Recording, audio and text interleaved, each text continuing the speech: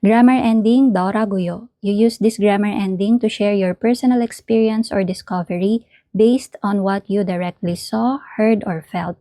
Again, ikaw mismo ang nakakita, nakarinig, at nakaramdam nung ikinikwento mo. So, yung English term is I noticed, or pwede ding I found out. Sa Tagalog, nalaman ko, or napansin ko. And minsan, kahit wala yung specific word, no, kasi ang key point naman doon is base sa personal experience mo. Examples, talagang masarap ang kape sa cafe na yon. 그 카페 커피가 진짜 맛있더라고요.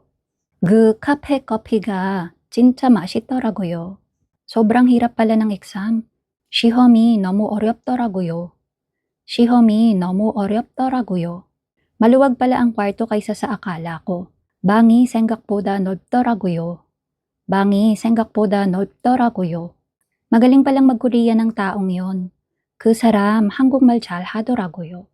그 사람 한국말 잘 하더라고요. Madalas palang dumating ang bus. 버스가 자주 오더라고요. 버스가 자주 오더라고요. doktor pala siya. 그 사람이 의사이더라고요. 그 사람이 의사이더라고요. Dito pala ang pinakamurang lugar. 여기가 제일 싼 곳이더라고요. 여기가 제일 싼 곳이더라고요.